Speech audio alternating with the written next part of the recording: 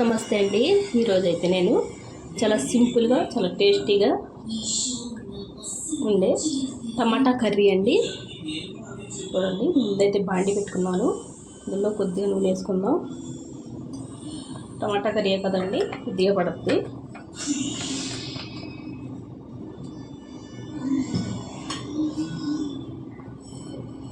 కొద్దిగా నూనె వేడెక్కాలండి.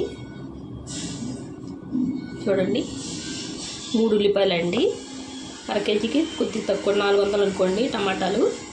ఇవైతే ఇంక పావు కేజీ తక్కువ అండి, 200 గ్రాములు ఉల్లిపాయలు వేసుకుందాం.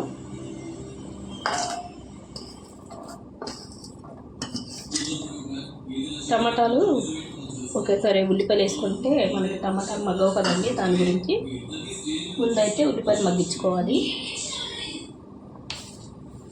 ఇందులో కొద్దిగా ఉప్పు వేసుకుందాం మనం, ఉల్లిపాయలు తొందరగా మగ్గడానికి.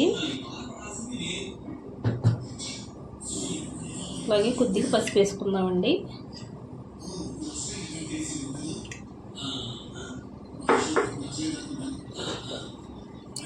పసుపు ఉప్పు కలిసేలాగా ఉల్లిపాయలు నూనెలో వేపుకుందాం, కలుపుకుందాం. అలాగా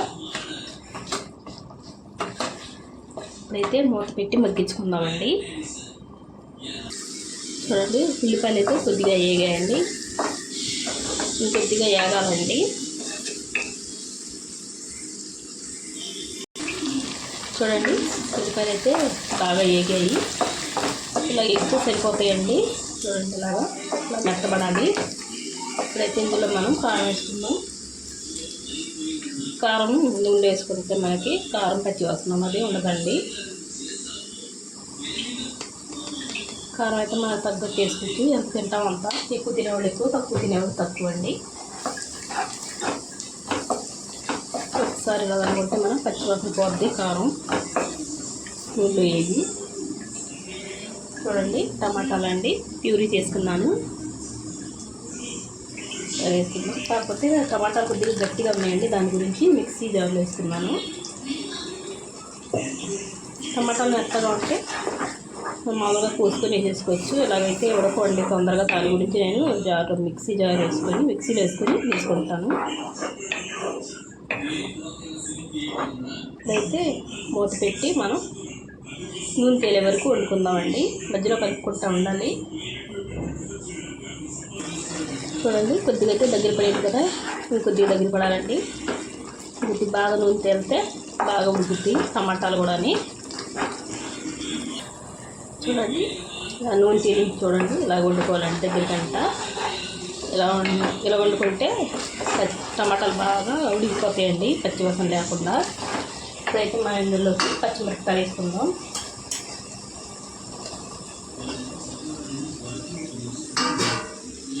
ముందు వేసుకుంటే పచ్చిమిరపకాయలు పేస్ట్ కింద అయిపోతాయండి, దాని గురించి నేను లాస్ట్ వేస్తాను. మీకు ఇష్టమైతే ముందే వేసుకోవచ్చు.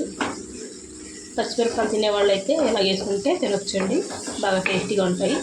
ఉడికిని ఒకసారి కలుపుకొని కూరకు తగినన్ని నీళ్ళు వేసుకుందాం. ఇప్పుడు మనం కొద్దిగా వేసుకుంటే సరిపోద్దండి, ఒక పావు గ్లాసు వేసుకుంటే మనకు సరిపోతాయి నీళ్ళు. ఇప్పుడైతే ఉప్పు చూసుకోవాలి ఈ టైంలోనే. చాలా టేస్టీగా ఉంటుందండి, చాలా సింపుల్ కూడా అయిపోద్ది కూర. కొద్దిగా అయితే ఉప్పు పడద్దండి, వేసుకుంటాను నేను. నీళ్ళు అయితే కొద్దిగా వేసుకోవాలండి. చూడండి, ఇలా దగ్గర పడే వరకు వండుకోవాలండి. సరే, ఇలా ఉంటే సరిపోద్దండి కూర. అన్నంలో చాలా టేస్టీగా ఉంటుంది, చాలా సింపుల్ కూడా అయిపోద్ది. 10 నిమిషాలు అయిపోద్దండి, తొందరగా చూసుకుంటే. టైం కూడా పట్టదు మనకి. ఒకసారి మీరు ట్రై చేయండి. ఇంతేనండి వీడియో నచ్చితే లైక్, షేర్, సబ్స్క్రైబ్ చేసుకోండి.